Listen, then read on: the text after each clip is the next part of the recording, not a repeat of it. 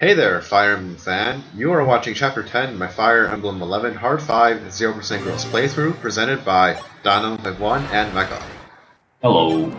Chapter 10 looks really scary. It's a big map with a lot of enemies and a weird castle in the middle. But it's actually not that daunting when you consider our effective weapons. Most of the enemies are weak to them and can be one-hit killed. There's a couple tricky ones that we will address, but for the most part it's actually kind of easy to fight the enemies in this chapter. So for item management, we have Wendell take our only goddess icon to get closer to God as far as it's possible for a Pope. Jagan and Wendell sorted out their differences and decided they would just take turns using the dragon, and this chapter it's Wendell's turn, which puts him literally closer to God. Also, Hauteclere, he took a hit last time as the Messiah, and that put him back down to Earth, so he's going to go back to Horseman, because that's what he does best. On turn 1, our considerations for strategy in this chapter are going to become apparent. So the first thing that we have to worry about is there's a group of 5 enemy flyers in the top left-hand corner of the map, 4 of which we have to care about. One of them we don't have to care about for reasons I will explain later. And they can go in one of two ways. They can either go to the right or they can go down. And we want most of them to go down because first of all, most of our group is going to go down to the left to dispatch the group of enemy cavaliers that are near the starting point, and our band of units includes all of our anti-air. And second of all, because there is some pretty rough terrain in the top portion of the map, and most of our foot units are not going to be able to cross that or are going to have extreme difficulty crossing it. So we need Wendell to move up because he has to deal with one particular enemy that we're going to talk about later on this map, but everybody else has to move down and to the left to draw over the enemy flyers. Marth said something inappropriate to Lena, and in her anger, she used the warp staff to send him into a cell with Maria in it. At first glance, Maria is an enemy cleric, but Marth talked to her and told her if they could get out of there, they used his master key, so that's what they did. Maria, not a great unit, just a cleric, and pretty much Lena, but without the whole amazing stuff. But she does have a very interesting interaction with her sister Minerva. Yes, that's correct. We've encountered Minerva back in Chapter 7, where she was an enemy, but she just kind of flew out to the middle of the map and did nothing. She's an enemy again in this chapter. She's the one flyer that we don't have to worry about, because she doesn't attack you, and if you recruit Maria, she will make a beeline towards Marth and try to recruit herself. So right now, there is a door separating the shortest route between Minerva and Marth is not going to open that because there's a very frightening enemy hero standing right behind it. The AI thinks that the shortest path from Minerva to Marth is going all the way around the map, through the stairs that we're seeing on the map right now, into the interior of the castle, and then finally to Marth. So that's why she's kind of flying down with her enemy flyer buddies, but she's going to reverse direction once we open that door.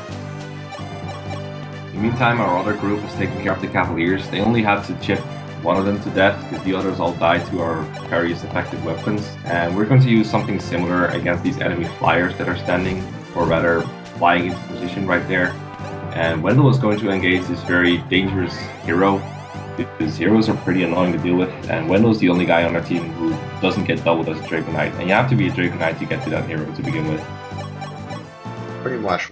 Wendell, with his 8 base speed, it really comes in handy here, but he's not very strong, even as a Draco Knight, so one of the primary reasons why we made that Javelin Forge was that Wendell would have a strong weapon that he could use to 4-hit KO this hero, because diverting this hero isn't sufficient.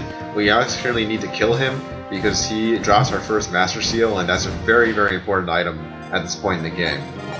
Alright, so on the previous player phase, we used a save point, and that was because the enemy flyers have the potential to move towards strange spots that make it difficult to deal with them. The 2 Draco Knights always move to the same spot because they are gravitating towards Sedgar, who has lowest luck and also very low defense. But the Pegasus Knights, if you're unlucky, one of them can fly out over the water, and then that makes it impossible to kill them with Harden, because Harden has to go on land. So we manipulated them so that they're stopping in spots that we can reach them with our grounded units. We brought a lot of warriors to make sure that these Pegasus Knights do go down. Also, the hero that Wendell is challenging to a one-on-one duel has a 4% chance to crit him every time he attacks, and that's pretty lethal. This is why we gave him the goddess icon, to increase his chances of survival, but it's still no guarantee. In addition, you might have seen that there's a thief that escaped from the building after taking one of the treasure chests, but not the other. The whole idea of that thief is if you block the entrance when trying to get to him, he just tries to escape the other way, and that leads to a bunch of strong archers and snipers that we don't want to deal with. So instead, we just leave the entrance open so he walks out and right into our clutches, so we can just take his stuff. I'm inclined to believe that enemy thief has a poor sense of direction, because he just walks straight into us without a care. And even after he realizes that he's walking straight into us, he continues to walk straight into us. So because he escapes a certain direction, that allows us to just kind of leave him alone until the end of the map, because we're in no danger of having him get too far out of our reach. We can just let him do whatever the heck he wants for now. So one of the Breaker Knights escaped our grasp, and that's because it's Minerva. She doesn't attack you at all at this point. She's just trying to get to Marth.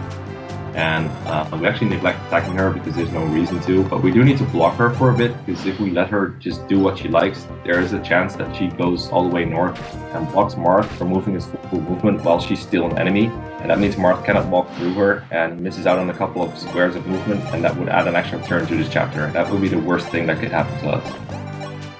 Right, we're not guaranteed to be able to block Minerva. It actually depends on the positioning of the enemy Pegasus Knights, because the only two units that can reach the correct tile to block her are Harden and Sedgar, and so they have to be in the right spot to occupy the two tiles that sort of hem Minerva in between them and a wall, so that she requires 2 extra movement to try to get towards Marth, and therefore she can't block him.